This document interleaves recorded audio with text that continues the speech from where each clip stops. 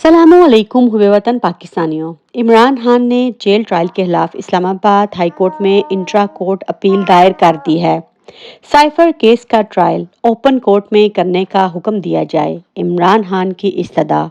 Chief justice Aamir Farooq ने इमरान खान की पहले एक दरखास्त निपटा दी थी।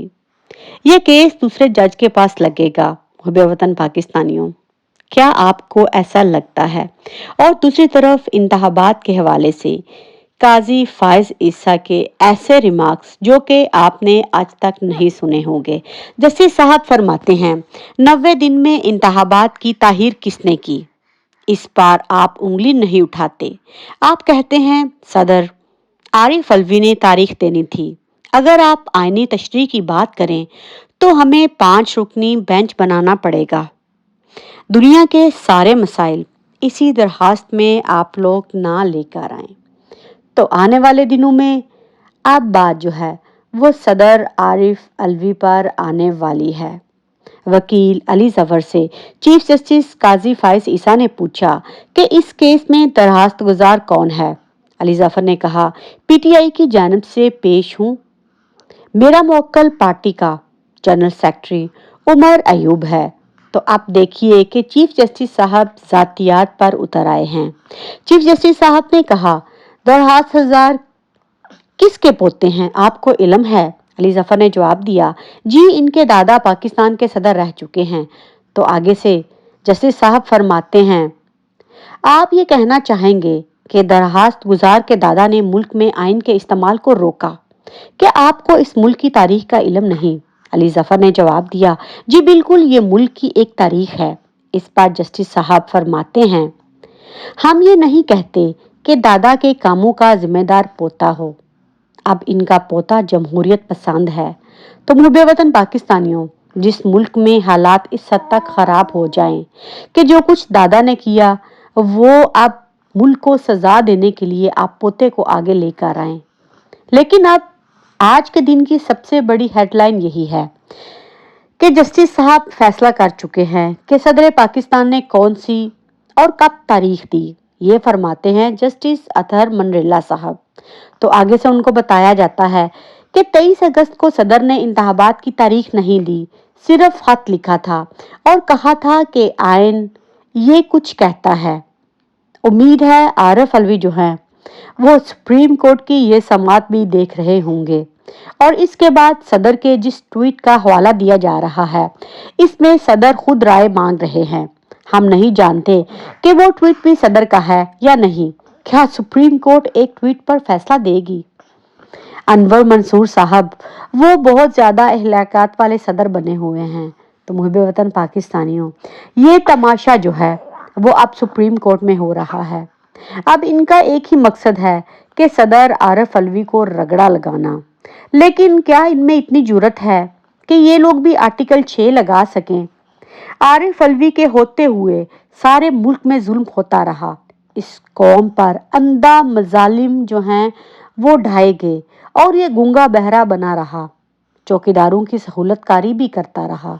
तो मुहब्बे वतन पाकिस्तानियों, इसके लिए कोई सजा जो है वो तो बनती ही है। लेकिन मुझे तो कुछ यूं लगता है कि अतर मंडरेला और काजी फायज ईसा जो है वो अब आरिफ अलवी से अपना हिसाब चुकता करने जा रहे हैं। वरना पूरा पाकिस्तान जानता है कि इलेक्शन कौन नहीं होने दे रहा था, किसने अपने टाउट्स जो हैं वो बिठा रखे थे और किसने ये फैसला किया कि इलेक्शन कब होने जा रहे हैं। अब ये घेर घार कर सुप्रीम कोर्ट जो है सदर मुमलिकत आरिफ अलवी पर आम इंतखाबात का नजला गिराएगी। लेकिन सुप्रीम कोर्ट जो है उसको इतनी जुर्रत नहीं कि वो ये पूछे कि इन सब के पीछे कौन था। सदर ने चीफ इलेक्शन कमिश्नर को इंतखाबात की तारीख पर मुशावरत के लिए बुलाया था और सिकंदर सुल्तान राजा ने इनकार करते हुए इंतखाबी तारीख देने से इनकार किया था। फिर सदर ने मामले पर इलेक्शन कमीशन को सुप्रीम कोर्ट से रुजू करने का कहा था, लेकिन शायद कमीशन ने वो खत कहीं छुपा लिया। काजी साहब सीधा बताएं कि क्या आइन के मुताबिक इलेक्शन नहीं करा सकते? तो ये सारे ड्रामे किए जा रहे हैं। और दूसरी तरफ अब ये भी सवाल उठाया जा रहा है कि जब इंतखाबात में तारीख हुई थी तो उस वक्त जो है किसकी हुकूमत थी? तो जवाब मिला सर इमरान खान की। जब मर्दमशुमारी करने का फैसला आया तो इस वक्त किसकी हुकूमत थी? چیف جسٹس صاحب پوچھتے ہیں تو آگے سے جواب ملتا ہے جناب پاکستان تحریک انصاف کی 2017 میں فیصلے پر عمل درآمد 2021 میں ہوا۔ چیف جسٹس صاحب جس نے تاہیر کی اس شخصیت کا نام لیں تو محب وطن پاکستانیوں یہ ایک دفعہ پھر سے مل ملا کر سارا ملبہ عارف الوی اور عمران خان پر ڈالنے جا رہے ہیں، کیونکہ ان کو ایک ہی ہدایت دی گئی ہے کہ عمران خان کو رگڑا پوری طرح دینا ہے، اور دوسری طرف سپریم کورٹ میں فوجی عدالتوں اور سویلین ٹرائل کے متعلق جو ہے اس کیس بھی سماعت ہو رہی ہے، جس میں یہ بھی کہا جا رہا ہے کہ شہریوں پر آرمی ڈسپلن اور بنیادی حقوق معطل کے قوانین کیسے لاگو ہو سکتے ہیں۔ عدالت نے یہ دروازہ کھولا تو بریفنگ شروع ہو گئی، لیکن یہ ساری باتیں جو ہیں یہ صرف کھیل ڈرامہ ہیں، اور دوسری طرف سب سے اہم بات جو میجر جنرل بابر افتخار صاحب نے کی، ان سے جب یہ سوال کیا گیا کہ ڈیل کے ذریعے نواز شریف کی واپسی بلکہ حکومت کے واپسی کے سوال پر D G I S P R کا جواب سن کر آپ حیران رہ جائیں گے۔ وہ کہتے ہیں اس پر جتنی کم بحث کی جائے، جتنے کم ڈسکشن کی جائے، جتنے کم ریمارکس دیے جائیں، یہ ہمارے ملکی مفاد میں اتنا ہی بہتر ہے۔ ان کے چہرے کے اثرات اور تاثرات اگر آپ دیکھ لیں اور ڈیل کے محرکات کیا ہیں، ثبوت کیا ہے کہ ڈیل کر رہے ہیں، ادارے کو اس بات سے باہر رکھیں، تو یہ فرمایا تھا ہمارے D G I S P R Babar Iftikhar صاحب نے۔ محب وطن پاکستانیوں، مجھے آپ لوگوں کو کچھ بھی بتانے کی ضرورت نہیں، یہ سارا سسٹم جو ہے یہ بک چکا ہے۔ مقصد ایک ہے، سازش ہو، مداخلت ہو، کچھ بھی ہو، ہمیں عمران خان کو ہر قیمت پر گرانا ہے۔